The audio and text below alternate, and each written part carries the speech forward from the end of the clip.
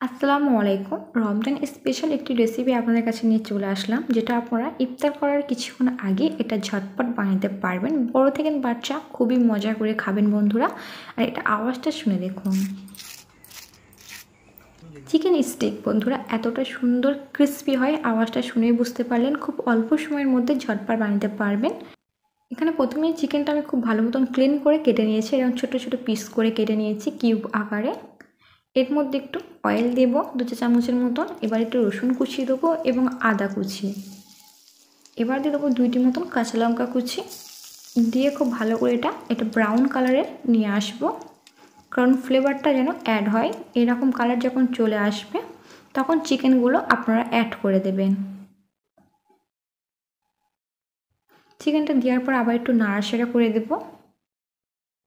এবার এখানে দিয়ে দেবো গোলমরিচের গুঁড়ো 1 চা চামচ, স্বাদ অনুযায়ী লবণ। এখানে আমি 2টো মিডিয়াম সাইজের আলু নিয়েছি, কিউব আকারে কেটে নিয়েছি। এবারে আলুগুলো দিয়ে কিছুক্ষণ ধরে নাড়াচাড়া করে কষিয়ে নেব। এটা খুব একটা কষাতে লাগবে না, একটু অল্প টাইম ধরে কষালেই হবে।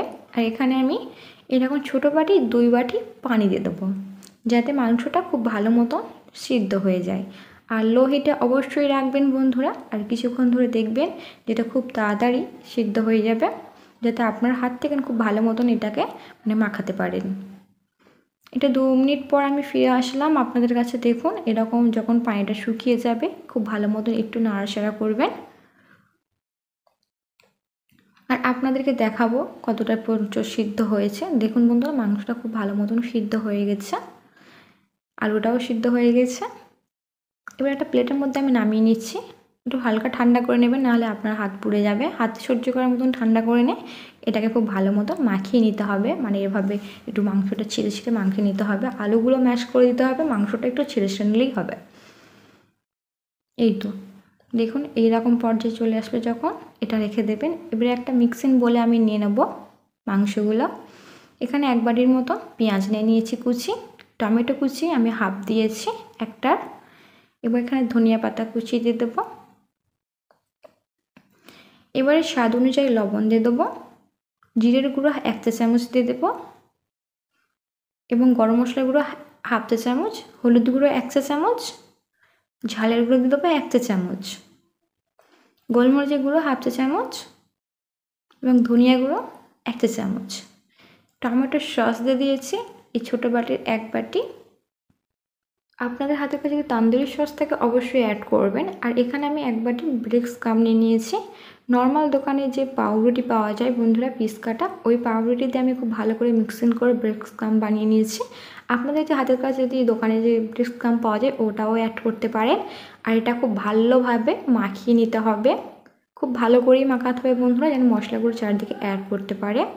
দেখুন এবারে আমি স্টিকের মধ্যে খুব ভালো করে শেপ দিয়ে নেবো। তার আগে আমি হাতে অয়েল ব্রাশ করে নিয়েছি, আর এরকম হাতের মধ্যে অল্প অল্প নেব।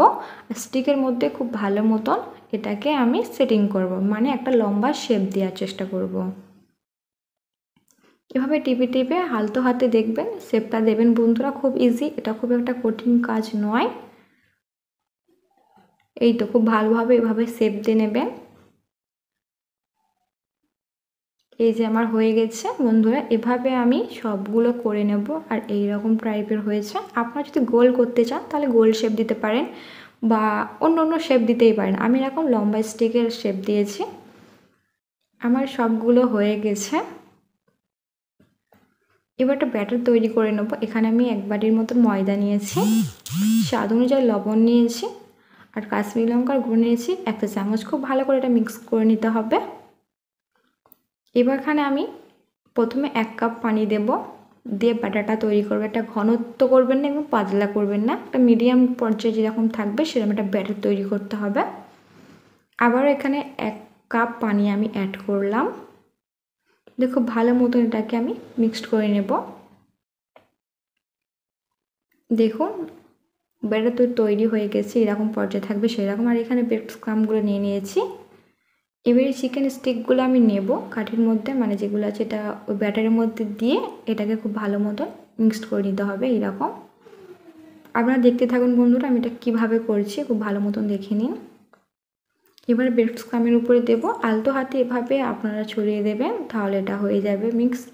এটা ক্রিসপি চিকেনের একটা মানে সুন্দর নাস্তা আপনাদের কাছে তৈরি হয়ে যাবে। এটা দোকানে হয়তো কিনতে অনেক টাকা লাগবে, বাট এগুলো ঘরে বানানো আরও সহজ এবং পেট ভরে খেতে পারবে, খুব হেলদি। এভাবে আমি সবগুলো করে নেব। এই যে আমার সব হয়ে গেছে। এবারে ফ্রাই করার পালা। তার জন্য এখানে 75 পরিমাণের থেকেও আমি বেশি তেল দিয়েছি, কারণ এটা ডুবো তেলে ফ্রাই করতে হবে।